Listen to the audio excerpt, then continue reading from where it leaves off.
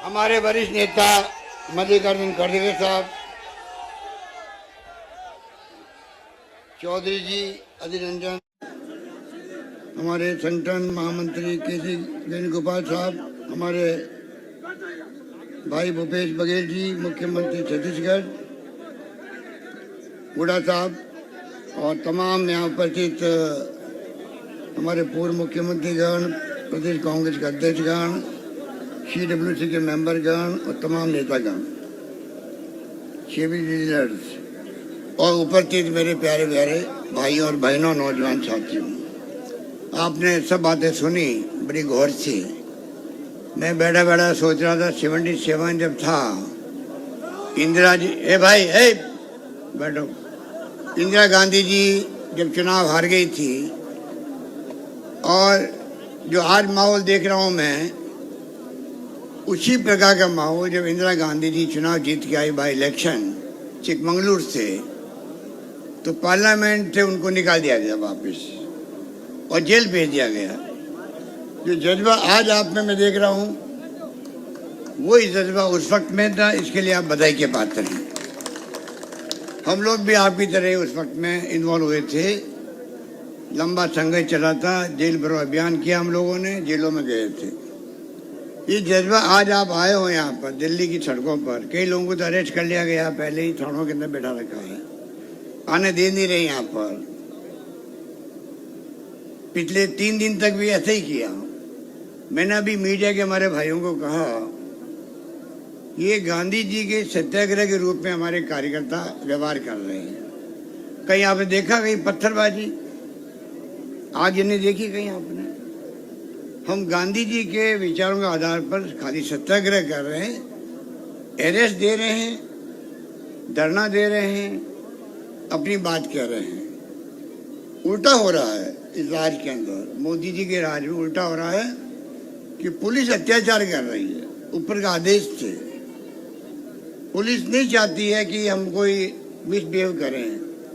ऐसा माहौल बना दिया गया है कि जो व्यवहार किया गया, और तो और हमारे यूथ कांग्रेस अध्यक्ष को घसीटा गया, महिला कांग्रेस अध्यक्ष को मिसबिहेव किया गया, क्या क्या नहीं किया गया। और तो और हमारा जो हेडक्वार्टर है, पवित्र हेडक्वार्टर 24 अकबर रोड, जिसकी पहचान पूरे देश के अंदर है, उसके अंदर पुलिस घुस गई दरवाजा तोड़ करके, मीडिया को ही पीट करके बाहर निकाला, हमारे कार्यकर्ताओं को पीट के बाहर निकाला।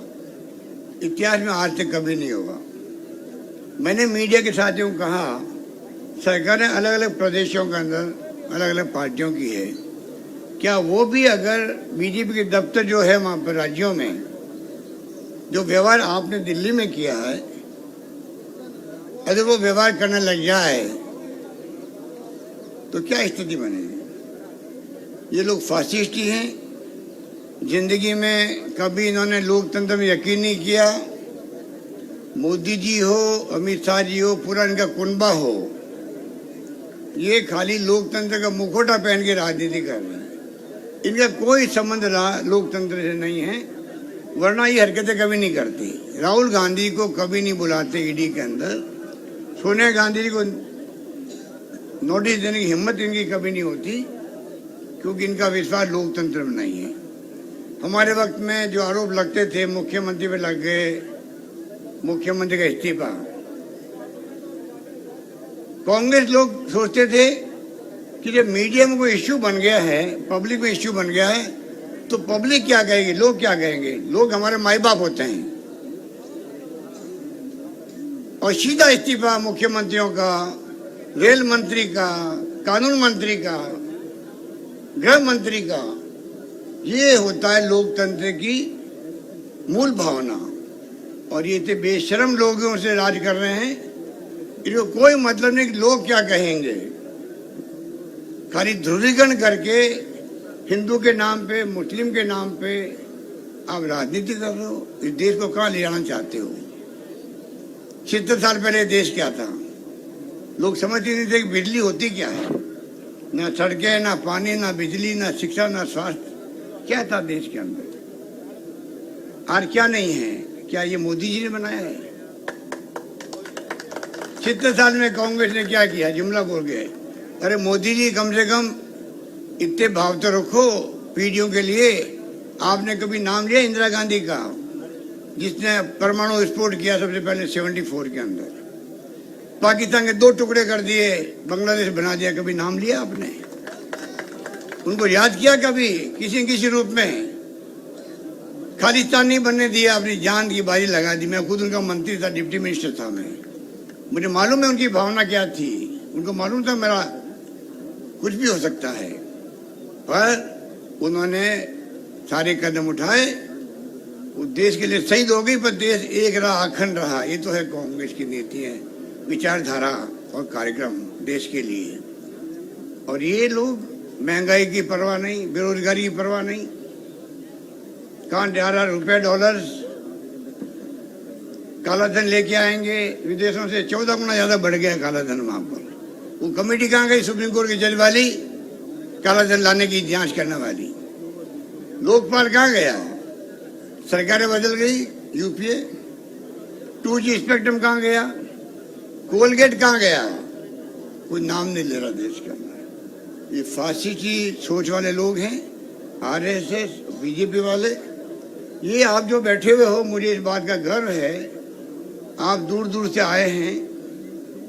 मुझे गर्व है कि राजस्थान के भी काफी लोग आए। अध्यक्ष जी हमारे गोविंद होता से बैठे हुए हैं, हर राज्य से आए लोग बाग। ये आज आपका आना कोई मामूली बात नहीं है, ये इतिहास में लिखा जाएगा। आपको खुद को गर्व होगा कि जब संकट का वक्त था तब हमने भागीदारी निभाई दिल्ली के अंदर। इस गर्मी के अंदर बैठे हुए आप लोग, हम समझ नहीं रहे हैं क्या? जो ऊपर भी गर्मी लग रही है तो आपकी क्या स्थिति है? कैसे लोग बैठे हुए हैं, पीने के पानी के लिए क्या तकलीफ हो रही है? हम लोग समझ रहे हैं इस बात को। यही जज्बा आपका कांग्रेस को मजबूती प्रदान करेगा, ये मैं निवेदन करना चाहता हूं।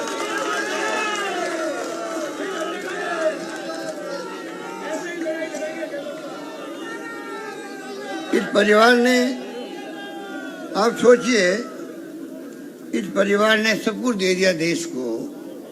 मोतीलाल नेहरू के वक्त से ही आनंद भवन, आप मैंने कई लोगों ने देखा होगा जाकर के आनंद भवन, गांधी जी वहीं बैठ करके आंदोलन चलाया था उन्होंने, उसको दान दे दिया देश को। सब कुछ दान दे दिया। प्रधानमंत्री बनने का मौका आया तो सोनिया गांधी ने कहा मैं नहीं बनूंगी, डॉक्टर मनमोहन सिंह जी को बनाएंगे। कोई छोड़ता पद को? और ये इन लोगों को शर्म ही नहीं आती है। ये ईडी, इनकम टैक्स, सीबीआई दुरुपयोग कर रहे हैं भयंकर। पूरे देश के अंदर छापेमारी हो रही है, डरा रहे हैं लोगों को। अरे इनको कहो तुम कायर तुम लोग हो। कांग्रेस एक एक कार्यकर्ता हिम्मत और साहस वाला व्यक्तित्व धनी है। कायर तुम लोग हो, डराते हो इनकम टैक्स से, सीबीआई से, ईडी से। हम डरने वाले नहीं हैं। जैसे उदयपुर डिक्लेरेशन होगा और जन जागरण अभियान की घोषणा की वेणुगोपाल जी ने, अजय माकन जी ने, और 9 अगस्त से और 2 अक्टूबर से भारत जोड़ो, जहाँ राहुल गांधी के नेतृत्व में कश्मीर से कन्याकुमारी तक यात्रा निकलनी थी, भारत जोड़ो। बीजेपी और एनडीए गवर्नमेंट घबरा गई। ये जो तमाशे हो रहे हैं आपको, राहुल गांधी को नोटिस, 4 दिन लगातार पूछताछ, सोनिया गांधी को नोटिस कि सोनिया गांधी जी तो अभी भर्ती अस्पताल में, इनको शर्म भी नहीं आती है। अगर प्रधानमंत्री जी फोन कर देते सोनिया गांधी को तभी पूछने के लिए, तो उनका क्या बिगड़ता?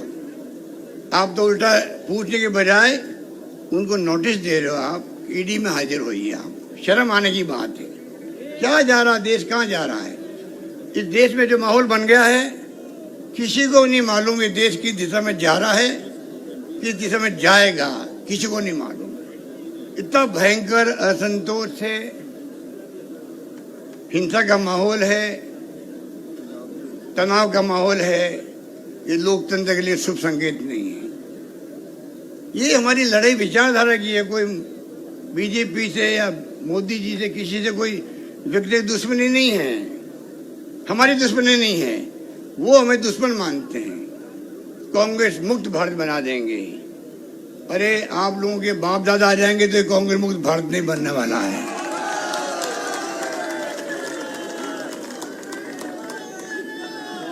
पूरे मुल्क में एक एक घर में कांग्रेस है, हर गांव में कांग्रेस चौकियां हैं।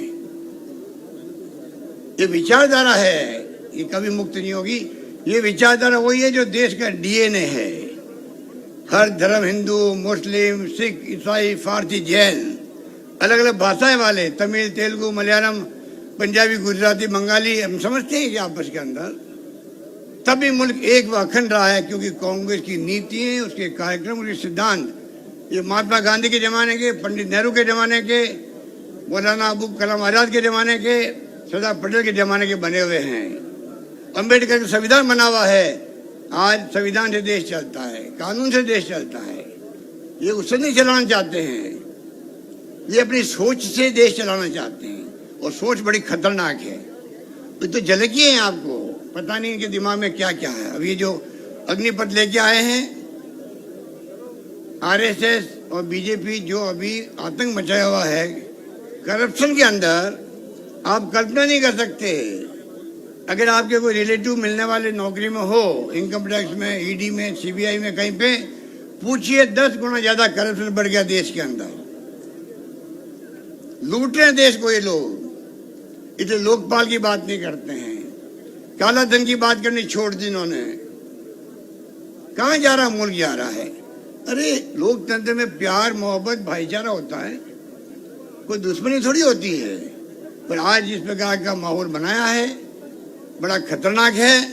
मैं ये उम्मीद करता हूँ आप जो आए हो, हर जिले में आंदोलन हुए देश के अंदर, राहुल गांधी जी के समर्थन के अंदर। कहीं हिंसा हुई है, कहीं आगजनी हुई है? आप बताइए, जिस प्रकार अग्निपथ के नाम से जो योजना इनकी बनी है, खतरनाक योजना बनी है, खतरनाक योजना बनी है। 25% को परमानेंट करेंगे, बाकी को घर भेज देंगे। हालात बड़े गंभीर है। नेशनल हेराल्ड चलाने के लिए हम लोगों ने कहा था सोनिया जी को, एक अखबार जो इतिहास में दर्ज है, जिसका नाम 1937 से शुरू हुआ, 42 से 45 तक अंग्रेजों ने रोक लगा दी, बैन कर दिया उस अखबार को। धीरे धीरे तमाम अखबार कमजोर हो गए हैं देश के अंदर। ये अखबार वाले तो अपने संवाददाताओं को, किसी को तो नौकरी से हटा रहे हैं, किसी की तनख्वाह कम कर रहे हैं। तो नहीं मालूम है कि स्थिति क्या देश के अंदर अखबारों की।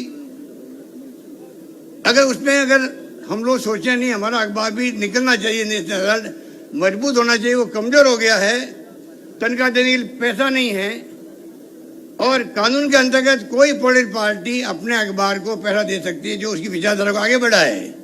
और ऑब्जर्वर है, 5 जने हैं, 5 जने हैं, कौन पैसा उनको दे रहा है? हालांकि पैसे की कमी तो है नहीं, लूट रहे हैं पूरे मुल्क को। इलेक्शन बॉन्ड उनके खाते में 98%, डरा के धमका करके।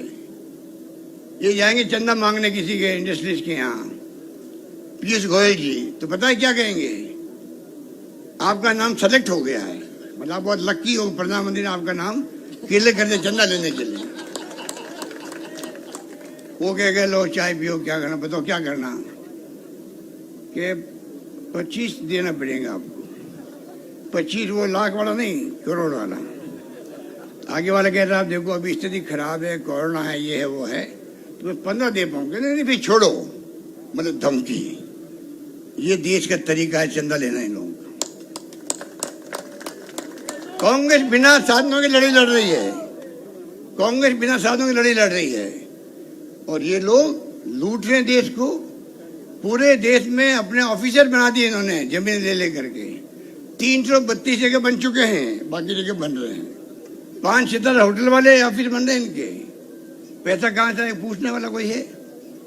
पीएम केयर फंड, आप बताइए, 76 साल तक सीएम रिलीफ फंड और पीएम रिलीफ फंड होता है, जिसका ऑडिट होता है।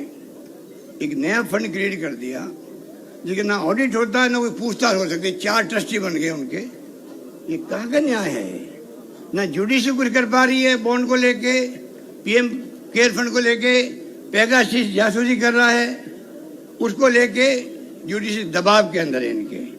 हालात बड़े गंभीर है भाइयों और बहनों, इसलिए हमें दिमाग में रखो। हमने कहा सोनिया गांधी जी को आप अखबार वापस मजबूत करो, और मजबूत करने के लिए आगे बढ़े। इनको तकलीफ हुई, आते ही इन्होंने मुकदमा दर्ज करवा दिया, जमात करवाने नौबत आ गई सोनिया जी को, राहुल जी को। केस चल रहा है कोर्ट के अंदर। अब आपने नया ईडी का काम शुरू कर दिया। मैंने मांग करी ईडी के डायरेक्टर से मिलने का, सीबीआई के डायरेक्टर से मिलने का, और इनकम टैक्स के सीबीडीटी के चेयरमैन साहब से मिलने का। मैंने कहा मैं मिलना चाहता हूं, मुख्यमंत्री के रूप में भी, एक नागरिक के रूप में भी। और देश में क्या हालात है, आपके बारे में क्या लोगों की सोच है, कितनी आपकी क्रेडिबिलिटी नीचे आ चुकी है। आपके नीचे के लोग कहते हैं ना हमारी मजबूरी है कि हम आपके घर पे छापा डाल रहे हैं, यहाँ कोई दम नहीं, मैं मालूम कुछ नहीं मिलेगा, ऊपर से आदेश है।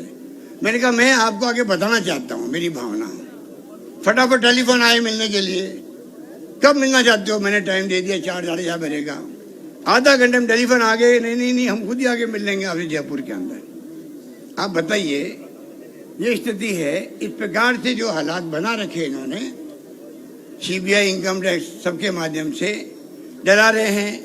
मैंने टाइम मांगा 13 तारीख को, 15 को मेरे भाई के ऊपर मुकदमा दर्ज कर दिया नया सीबीआई का। कोई बात नहीं, वेलकम, स्वागत है आपका, आपको अधिकार है, आप पदों में बैठे हुए हैं। 13 को मैं टाइम मांगा, 15 को मुकदमा दर्ज हो गया, और 17 को छापा ही पड़ गया अचानक। ये छापा पहले डाला ईडी ने, जब राजस्थान सरकार क्राइसिस में आई थी उस वक्त में, तब भी छापे डाले थे हमारे कार्यकर्ताओं पर, मिलने वालों पर। आपको याद होगा, उस पर भी मेरे भाई का छापा पड़ा था जोधपुर के अंदर। मेरा भाई और हमारा संबंध ये है 45 साल से। मैं राजनीति में हूँ, उनके घर में शादी ब्याह हुआ होगा तभी मैं जैसे कार्यकर्ता घर जाता हूँ, उतने ही जाके बाहर निकला हूँगा। ये मेरे संबंध है। वो राजनीति में कोई नहीं है, सगे भाई हम लोग हैं। कोई हमारा आपन मनमुटाव भी नहीं है, पर हमारा अपने आप को मैंने बचपन से ही समर्पित कर रखा है कांग्रेस के अंदर। ये मैंने जिंदगी बिताई है। तो मेरे कारण किसी को तकलीफ क्यों हो दूसरों को? मैंने कहा नरेंद्र मोदी के भाई को कोई जानता नहीं, मेरे भाई को कोई नहीं जानता। कि नरेंद्र मोदी के भाई को अगर बीजेपी का राज नहीं हो, गुजरात में कांग्रेस का राज हो, तो क्या उनके यहाँ छापेमारी करेंगे तो नरेंद्र मोदी को अच्छा लगेगा? मेरे कारण दूसरों को तकलीफ क्यों हो? कानून अपना काम करे। कानून चाहे मुख्यमंत्री हो, प्रधानमंत्री हो, एमएलए हो, एमपी हो, कोई हो, सबके लिए बराबर होता है, चाहे वो हो चाहे उनके रिश्तेदार हो। पर अगर इस प्रकार दुर्भावना से ये राजनीति देश में चलने लग गई है, बहुत खतरनाक है। मेरे पास शब्द नहीं है कि मैं किन शब्दों में आपका धन्यवाद करूं, आभार व्यक्त करूं। ये मैं खाली कहने के लिए नहीं कह रहा हूं, आपको जोर बनाने के लिए। मैं इसलिए कह रहा हूं कि ये इतिहास बनाने वाली बातें होती है। आप जाएंगे जब वापस जिलों में, तो लोग कहेंगे आपको यार हम भी चलते ठीक रहता। ये स्थिति है कार्यकर्ताओं की। एक माहौल बन गया देश के अंदर। और इनको देखना आप, ये जो ये लेके आए अग्निपथ, आग लग रही है, बोगे जल रही है, तब भी कह रहे हम तो नहीं, इसको खत्म नहीं करेंगे। ये नहीं कह रहे भाई हम बात करने के तैयार है नौजवानों से, हम बात करने के तैयार है एक्स फौजियों से, रिटायर्ड जनरल से, कर्नल से बात करने के तैयार हैं, उनको समझाएंगे, कन्विंस करेंगे। ये नहीं कह रहे हैं, सीधा बस हम तो इसको लागू करेंगे, पीछे नहीं हटेंगे। ये लोकतंत्र है क्या? इसलिए भाई और बहनों, मैं आपको इतना कहना चाहता हूँ, हिम्मत रखो, हिम्मत रखो। आपकी भूमिका इस देश के लिए बहुत जरूरी है, देश को बचाने के लिए बहुत जरूरी है, देश से लोकतंत्र को बचाने के लिए बहुत जरूरी है। ये दिमाग में रखो, हम अपना कर्तव्य पूरा कर रहे हैं। ये लड़ाई विचारधारा को मजबूत करने की है, ये हमारी विचारधारा को खत्म करना चाहते हैं। ये लड़ाई है हमारी कोई दुश्मनी नहीं है। ये बात कहता हूँ मैं आयोजकों को, वेणुगोपाल जी को, शक्ति सिंह जी को, तमाम साथियों को धन्यवाद दूंगा कि आपने समय समय पर हमें गाइड किया। और जब जब राहुल जी को बुलाया गया है, डटे रहे हमारे कार्यकर्ता। रात को 12-12, 1-1 बजे तक छोड़ा गया थानों से उनको। पानी, खाना पीने का प्रॉब्लम है, हमें मालूम है, पर कोई हिम्मत नहीं आ रही है आपने। आगे भी हमें लंबी लड़ाई लड़नी पड़ेगी, लड़ेंगे। जेल भरो अभियान करना पड़े तो जेलों में जाएंगे, हम लोग सब जेलों में रहेंगे। ये मैं निवेदन कर जाता हूँ। यही बात कहता हुआ मैं आपको बहुत बहुत आप सबका धन्यवाद। जय हिंद, धन्यवाद।